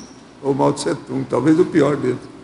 Ontem eu estava vendo, professor, um documentário sobre o tema solução final, que é aquela questão de Auschwitz. Mas que começou com a ideia de matar os russos. Porque quando eles montaram toda aquela estrutura, era para eliminar os russos como prisioneiros normais, com fome, com doenças e tal. E entrevistaram alguns russos sobreviventes. Eu não sabia dessa versão. Para mim era só a história dos judeus. E uma senhora disse que era de manhã, de tarde, de noite, só se pensando em morte. Morria gente toda hora morrendo.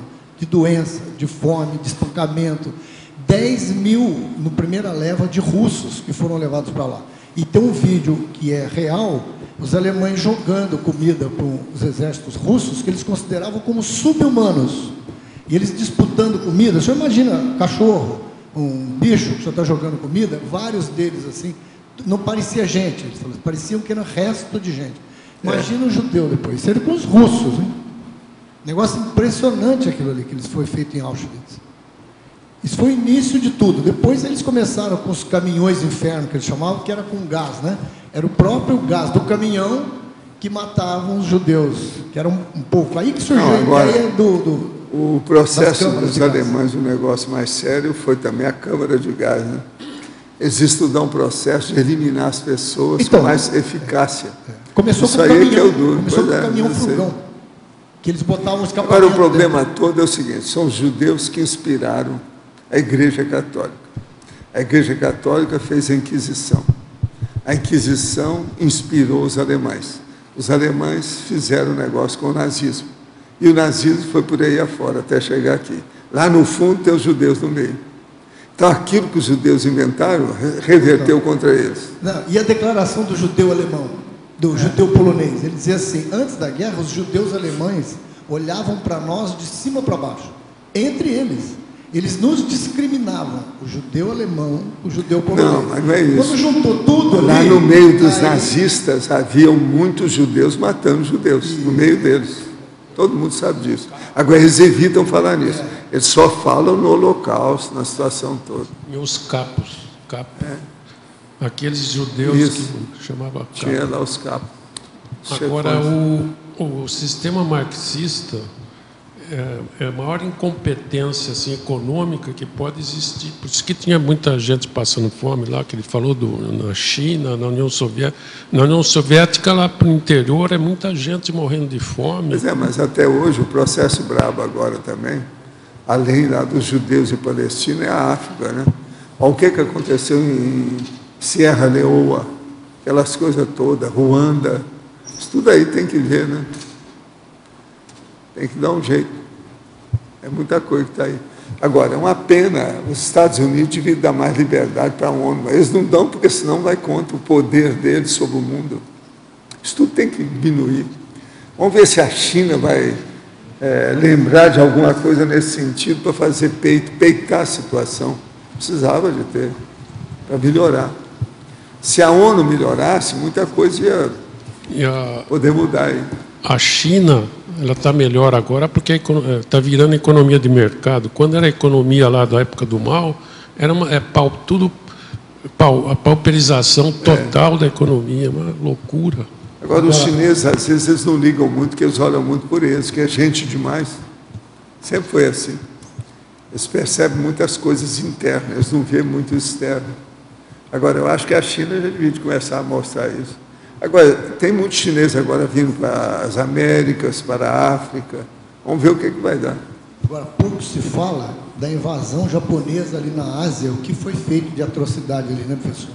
Os japoneses, quando entraram na China, quando entraram naquilo ali, era estupro, era matança, diz que foi um negócio tão bravo quanto os alemães ali. Agora, um negócio aí que cria muita expectativa agora é esse processo da Coreia do Norte, né? Vamos ver o que vai dar com isso. Isso aí não está de brincar, não. Não, ali está... Porque os caras têm realmente a bomba atômica. É doidinho, e tem um menino que está sendo levado de qualquer maneira, e o cara atrás dele lá é um general que manda em tudo. Então, como é que fica? De vez em quando ele aparece atrás do menino. A turma aí já viu também. Essa parte. Isso aí não é fácil. Agora, a China devia tomar providência, mas eles não tomam providência por causa do dinheiro, economia, porque eles vendem muita coisa para eles. Muito alimento, muita coisa. Problema. Agora, o senhor acha que dentro dessa condição, com a possibilidade hoje, cada vez mais esses países têm bomba atômica, essa tecnologia está cada vez mais disponível. Tá. Tem uma hora que... Eu acho, a minha opinião já há alguns anos é o seguinte, eu acho que eles vão acabar soltando alguma bomba. Agora, pode ser uma pocket, uma pequena, mas isso aí vai fazer tomar alguma providência. Que às vezes a pessoa só vai fazer o check-up a hora que está na hora de entrar na UTI. Os países são assim, mesma coisa, gente. Tem que levar até aquilo ficar agudo. Na hora que vem a agudez do processo, eles querem tomar a providência. E às vezes aí até às vezes já é tarde. O Irã também, né, professor? Que o Irã também está nessa parada aí da Coreia. O Irã mas o também... Irã eu não acho tanto, não. A Coreia lá tem mais gente doida. Eles estão com a Coreia tem mais gente doida. Valdo, você tem que lembrar que a Coreia está brigando com gente que é tudo patrício deles, a Coreia do Sul. Tudo lá é mesmo coreano.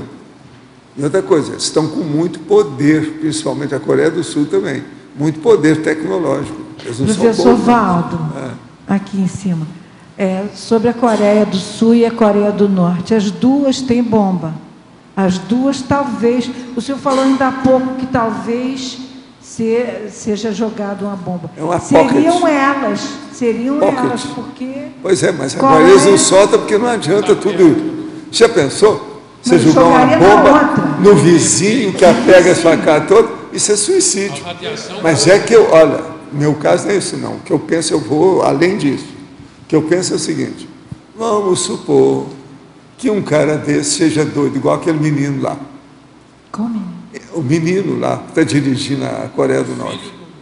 É um garoto. Pois é. Agora, o que se passa? Mickey Mouse. Ele é pirado. Não, ele é maluco. Ele é pirado. Agora, o que é que se passa? Um menino desse, você coloca a gilete na mão da criança, a tragédia aparece. Então, por exemplo, como é que fica? E tem um general atrás dele, como é que fica? Eu tenho os meus receios da pocket, que vai explodir o negócio lá. Então eles vão calcular bem, não, vão fazer um negócio residual, pontual, específico, acanhadinho, só naquele ponto. Isso é bobagem. Claro. Cara, o processo da radioatividade pega todo mundo, não tem saída. Agora, ainda bem que o negócio está longe daqui. Mas ainda bem. Isso é a bênção nossa. É a bênção nossa. A Terra toda a contaminação vai passar no planeta todo. Tem umas pessoas perto desse povo que de vez em quando toca para mim aí, eu falo com eles, cai fora, pode vir para cá, aqui é tranquilo. Tem uma trifron que só tem contrabando, uma coisinha ou outra, mexe com arma, mas não tem bomba. Passa granada. Entende? Então isso é uma bênção. Valdo, a Coreia do Sul, ela tem uma renda per capita 10 vezes mais do que a Coreia do Norte. É lógico. A Coreia do Norte fabricando bomba, o povo passando fome. Eu sei. Sei que tem também esse É bloqueio igualzinho o caso do Mao Tse Tung. Igual. A turma está passando fome e ele pouco não interessa que morra quem quiser, que eles não estão ligando para isso. Lá está a mesma coisa. Agora, fazendo bomba, fazendo tudo. Eles gastam tecnologia, tudo em armamento. Na o China, povo passa fome. Arranjaram bomba na China, arranjaram bomba na Coreia do Norte, na Coreia do Sul. E ainda contribui esse bloqueio econômico para pauperizar mais. Tem bloqueio também, é um tipo tá de errado tapiação. Isso é demagogia. Não resolve do jeito que é feito hoje. Isso tudo é bobagem. É só para inglês ver, tapiação. Eles deviam de deixar a ONU funcionar em favor dos outros. Eles não deixam. Você vê, o próprio Brasil fez uma força danada para entrar aí no Conselho de Segurança. Conseguiu nada. Porque eles não deixam lá. A situação do jeito que é, não é fácil. Aí o senhor entra lá no verbete do Everaldo aí, né? Necessidade desnecessária. Quer dizer, eles gastam bilhões para comprar arma. Está cheio disso. Para comprar arma. Eu vi esses dias na televisão que uma prefeitura aí gastou não sei quantos R$1.000 para fazer um show desses de praça pública de graça e tinha uma criança precisando fazer uma cirurgia, a prefeitura não queria liberar. Gastou acho que R$500 mil, não sei, uma fortuna para um show desse pessoal. E não queria liberar para uma cirurgia que era de emergência para uma criança. Quer dizer... Jorge, esse é Sérgio Cabral? Eu não me lembro o nome, não é uma prefeitura dessas aí, porque isso aí é comum agora, né? Gasta com pirotecnia, com política, para mostrar para o povo, agradar o povo, e o outro que está ali com necessidade. Agora, ó, o melhor da história dessa semana que eu tenho para contar para vocês é que a Cristina Kirchner foi lá para pedir para o Papa, que é argentino, para dar um jeito nas Malvinas. O Papa está no buraco. Essa é terrível. Não, eu não quero ser uma pulga no corpo desse Papa. Hein? Pois é, mas veja, já falou alguma coisa depois disso? O que ele vai fazer? Gente, o povo que mora lá quer ficar com a Inglaterra, que eles não são bestas. A Inglaterra tem mais força do que a Argentina. Então, é forçar a barra, que besteira, esquecer isso, deixa para lá. Agora, por causa de uma ilhota, um trocinho desse tamanho, porque lá tem petróleo, né? É, por isso que eles estão olhando. Professor, literalmente, agora, veja, ela deixou pedir para o Papa... saia justa. Não, é saia justa do Papa. Ele está com um problemão. Agora, veja, ela depressa foi dar para pedir para o conterrâneo. Vamos dar um jeito. O senhor é argentino, como é que é? Dá um jeito aí para a gente. Afinal de contas, Malvinas, quer dizer, terrível essa, né? Eu vou falar assim, essa é uma piada, Bolas, a dona é oportunista como nunca. Era inimiga do cara, na mesma hora vai lá para pedir as coisas para ele. Essa Cristina, ainda bem, que ela não tem nada a ver com o Brasil, né? Nós estamos perdidos. Valdo, eu não confio em nada. A tentativa do Brasil de entrar no Conselho de Segurança da ONU, você acha que ia ser positivo para o Conselho de Segurança, para o Brasil? Era positivo no sentido não do Brasil entrar, mas de mexer no Conselho, que aquilo lá está tudo furado, a ONU toda está furada. Então, quanto mais mexer naquilo e criar problema, melhor, para ver se muda. Só tem Estado belicista. A primeira coisa, tinha que tirar a sede de Lyon. Não pode ficar lá. Mas assim, os americanos dominam aquilo tudo. E para o Brasil? E para o Brasil estar dentro lá do Conselho? Você acha que ia ser bom?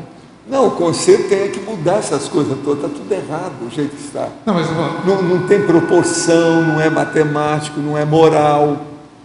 Agora, a ONU precisava de ter designação, resolução, livre-arbítrio para determinar certas coisas em favor de maior número de gente. Eles não permitem. Agora, os americanos são os primeiros. Olha o que está acontecendo com Israel e os americanos defendendo tudo. Tudo uma vergonheira. Agora, o pior não é isso, não. É que, vocês sabem, a Inglaterra também está sempre junto. Israel e Inglaterra é tudo estados americanos. Agora, o que se passa? Já tem gente na Inglaterra a favor da pedofilia. Daqui a pouco vai ter gente que vai defender o genocídio. Não, vou matar aí 50 milhões desse lado aqui. Só falta isso agora. Já tem organizações defendendo a pedofilia. Que os pedófilos têm que ser assistidos. É um processo de fraternidade, de direitos humanos. Quer dizer, daqui a pouco vão ter os camaradas com lepra, hanseníase, que tem que defender. Eles têm direito de ter lepra e contaminar todo mundo. Só falta isso. Agora, gente, isso são as conselhos. Há alguns anos eu escrevi um livrinho chamado Homo Sapiens Urbanizados, que eu já estava esperando isso tudo, falei que tudo isso aí ia acontecer. O negócio está acontecendo antes da hora. Está muito assim, prematuro, está vindo depressa demais. Não, houve umas melhoras. Quando você pensou que melhorou, agora piorou tudo. Por exemplo, o que melhorou é que não tem mais aquele negócio. Jogar uma luva na sua cabeça e depois vamos lá ver o que a gente faz no duelo. Os duelos acabaram, mas o que adianta? Acabou o duelo, agora tem duelo de nações muito maiores. Já não são mais aquelas guerras intestinas ou guerras tribais da época da Grécia. O negócio agora é tudo, tem milhões de pessoas. Uma loucura isso tudo. Com 7 milhões de habitantes na Terra, né? Professor, qual a profilaxia o senhor recomenda para quem tem hipertireoidismo, com efetivo comprometimento cognitivo e deseja iniciar uma nova graduação necessitando de uma boa memória? Olha, o problema todo de hipertireoidismo tem que estudar muito e não escutar uma opinião só, não. O processo de tireoide é um negócio sério que mexe não só com o paciente, mas também com o profissional. É preciso ver com calma, porque nem todo mundo dirige as coisas muito corretamente nessa área, não. E atualmente esse negócio de tireoide está na moda, então é um perigo. Agora, o hipertireoidismo, principalmente o processo da tireotoxicose, é que tem que examinar. Então, se você for examinar, conversa com o médico sobre tireotoxicose, que é a intoxicação do processo mais sério que tem. Agora, olha bem, se você é magra, se você come depressa, se você é um pouco ansiosa, isso tudo são sintomas do processo do hipertireoidismo e da tireotoxicose. E olha bem, tem que examinar também se você tem algum papo debaixo do queixo, examinar como é que é isso tudo. Agora, eu recomendo que a pessoa escute 2 ou 3 especialistas antes de tomar qualquer atitude.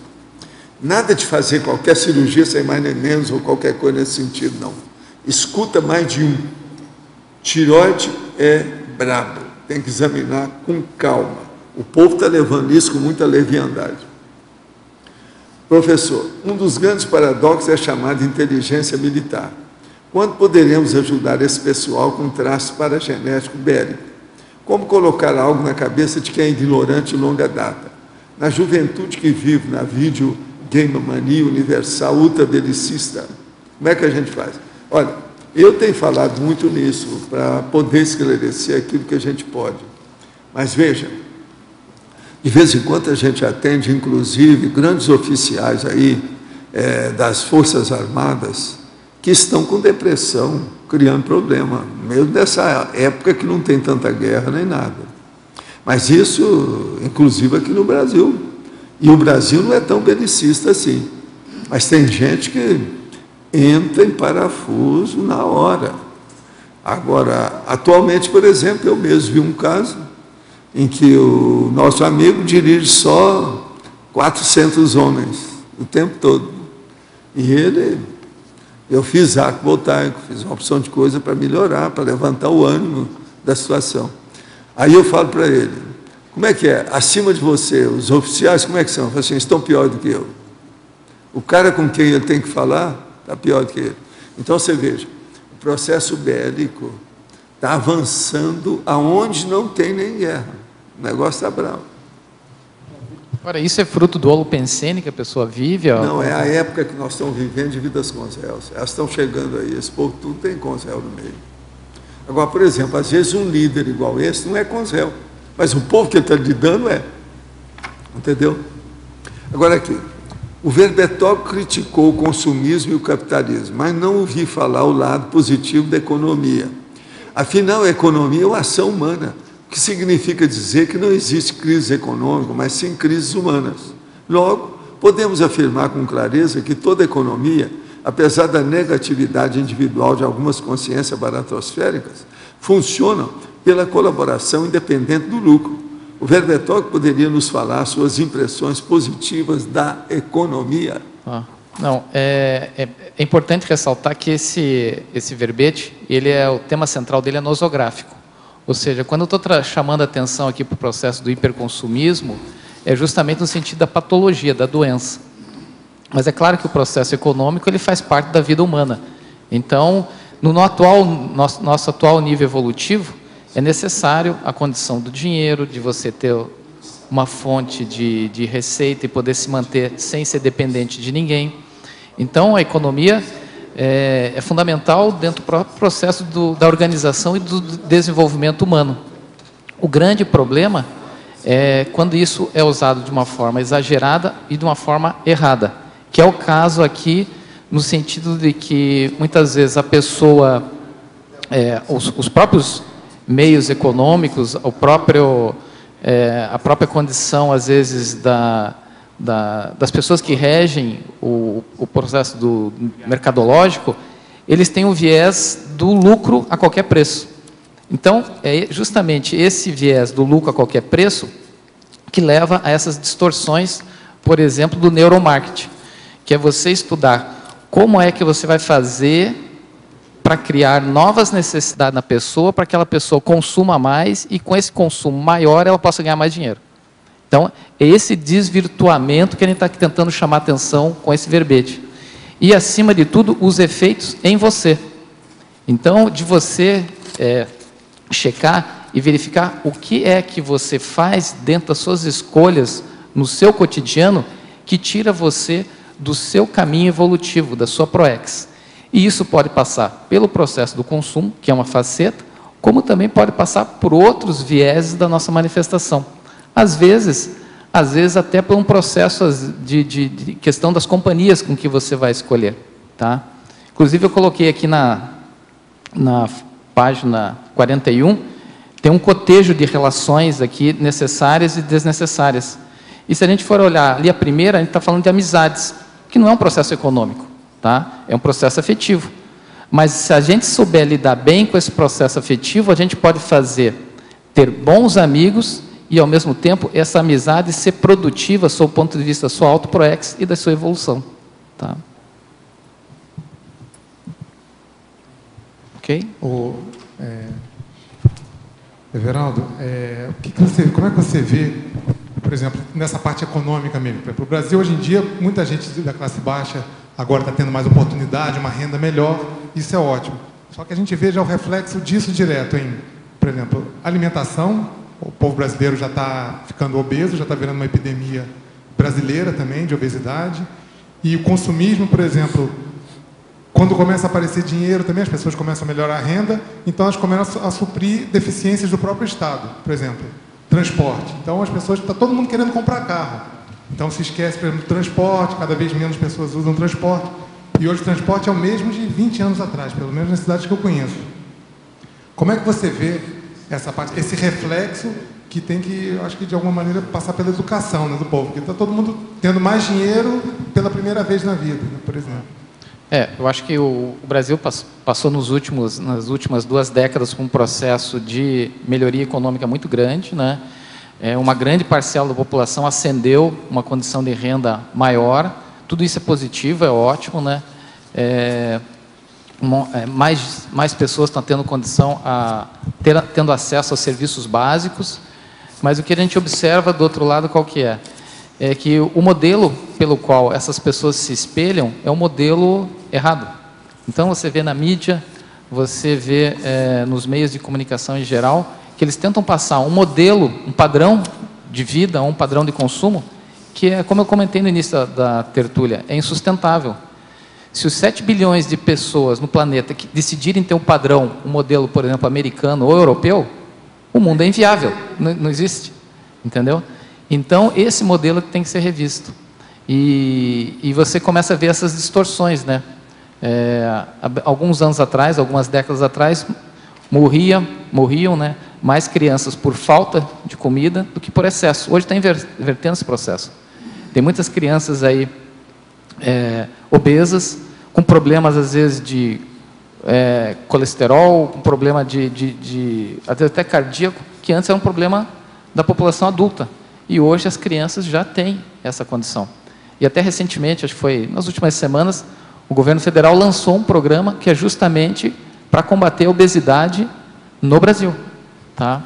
E se você for ver isso na rua, você for ver isso, às vezes está nas escolas, você vai ver que a criança, por exemplo, ela consome muito mal, né? Então, é a mãe que dá para a criança salgadinho, refrigerante, que são alimentos com pouco valor nutricional e muita caloria. A criança acostuma, toma gosto por isso, e depois para reverter isso na fase adulta, aí é complicado. Tá? Você vê hoje em dia uma criança da classe C, ela consome muito mais açúcar e fritura do que uma criança da classe A há 30 anos atrás, 40 anos atrás. É muito mais fácil o acesso, né? Então está todo mundo nadando de braçada nisso. Né? E esse processo da fartura, então, na verdade, é um problemão, né? Então, a fartura pode ser fatal, né? Tem um amigo meu que queria sugerir ao governo para fazer um decreto-lei que todo supermercado, na entrada, tinha que ter, obrigatoriamente, uma balança tipo Filizola para pesar todo mundo que entrar. Que entra. Projeto de lei. Mas isso aí seria uma saída. A balança, assim, quanto maior o peso na balança, menor o tempo de vida, né? É inversamente proporcional. A hora que ele me falou, virei para ele assim, não, isso aí eles vão resolver de um dia para outro facilmente. As balanças vão pesar tudo menos. Então vai o cara lá com 120 quilos, está pesando 65. Mas sabe que eles diminuíram os números de manequim, de roupa, de camisa, essas coisas, só para as pessoas não se sentirem tão gordas. Agora, então diminuiu. Então, pelas estatísticas, o Brasil está igual aos Estados Unidos. A média aqui é de 48% do povo está com sobrepeso. Valdo, E outra coisa, eu acho isso ainda é mais do que isso, porque eles não têm notificação adequada disso. Ninguém fala o total que é. No Brasil, a estatística não funciona. A gente vê pela rua, quando eles mostram os negócios de São Paulo lá, o povo andando na rua, é igual assim nos Estados Unidos, desde a década de 60 lá. Deixa eu estar falando do supermercado. Tem um pessoal que defende uma técnica de quando a pessoa for fazer compra no supermercado, ela ir já com o almoço. Ela almoçou, então ela vai fazer compra. Então ela já vai pegar menos coisas, iogurte, essas coisas todas. Não, mas, não levar criança. Aqui, lá no Rio, a gente via como é que era a situação. Uma coisa muito interessante. As pessoas que entravam, por exemplo, na churrascaria. Lá havia o porcão, lá perto de casa. Então, às vezes eu ia ao porcão para analisar a elencologia da freguesia. Então você via a maioria entrando, a barriga chegava alguns minutos antes da pessoa. E outra coisa, alguns chegavam já mastigando alguma coisa. Isso é impressionante. Outra coisa, às vezes você via 3 pessoas chegando, todas as 3 com excesso de peso. Agora, era o povo que demorava mais na churrascaria. É impressionante. Eu acompanhei isso tudo para ver a reação, você está entendendo? Psicológica da coisa, ver como é que é. Agora, o porcão lá era impressionante. E outra coisa, tudo gente de alto poder aquisitivo, pela roupa, a situação toda, entendeu? Valdo. Agora, você sabe, as mulheres gostam de usar aquele negócio que é aberto, né, que não aperta nada, fica tudo. Então anda, é uma baleia andando com aquele negócio todo, parece uma ameba grande, entende? Agora, isso lá era muito comum. Outra coisa, de vez em quando aparecia artista da televisão, esse negócio todo. Às vezes a artista estava mais ou menos bem, o acompanhante não. Isso, nós vimos, foi muitas vezes, eu mesmo, minha mulher ia comigo só para a gente fazer o exame da situação. Agora, você veja bem, isso já tem mais de 20 anos. A gente já via que o negócio estava crescendo. Agora, atualmente, com a estatística, 48% é igual aos Estados Unidos. Valdo. Estados Unidos eu vi isso já na década de 60. E eu cantei a pedra. Depois entrou lá, presidente, fez uma força danada, o Carter fez uma força, fez tudo para ver se reduzia, mas não adianta. Tem estatística tanto dos Estados Unidos quanto do Brasil. A população mais obesa é a população mais pobre, que come bastante, mas come mal. Quanto mais... E os Estados Unidos, a mesma coisa. Quer dizer, aqui se repete. E aí entra os processos de refrigerante, tudo isso. O problema era falar mais sobre água, para o povo tomar água, esquecer essas coisas. Refrigerante também é negativo. Tem o problema, por exemplo, dos gases do refrigerante, que isso faz mal. Com o tempo, isso tudo piora. E muito fast food. Tem que ir com calma. Fast food e aquele fast food do pior, que o pessoal cobre naquelas barraquinhas de rua. O problema de fritura. É um negócio terrível. Fritura come naquelas barraquinhas de rua, o boteco. Agora, a gente tem que descontar nessa questão de sobrepeso as pessoas que são macroesplâncnicas, que elas têm os órgãos e vísceras grandes. Os sistemas são grandes. Essas nunca vão emagrecer. Mas não é isso. A gente tem que ver são aqueles que não são assim, que a biotipologia é outra e, no entanto, a pessoa está com excesso. São esses que a gente tem que ver. E nos Estados Unidos, lá faz uns 2 anos atrás, a gente foi visitar a Disney. É impressionante a quantidade, não só de obesos, mas a cultura do sedentarismo, né? Então, jovens, você via assim de 14, 13, 12 anos, andando com uma espécie de umas motos elétricas. Não tem moto. Tem tudo. Cadeira de roda elétrica para não andar. Para não... E eram jovens, não tinham nada. Não é problema, mas está cheio disso. Agora, tudo isso eu previ em 1960, nos Estados Unidos. Eu vi essas coisas, eu falei, isso tudo vai piorar, devido ao consumismo e o capitalismo selvagem. Foi batata. Eles não fizeram nada adequadamente. O Carter foi um dos únicos que reclamou lá, mas não conseguiu nada. Escuta, nós esperamos mais uns 200 verbetes da sua parte, tá certo? Muito bom. Os nossos comerciais, por favor. Obrigado. Hoje tivemos 32 assinaturas no livro de presença, 18 perguntas presenciais e 15 perguntas online. Os recados são do Marconi sobre sinalética parapsíquica, o Ivo sobre o curso avançado em saúde consciencial, o Márcio sobre palestra sobre a cultura aborígene australiana e a Maria Isabel sobre bolsões holopensênicos.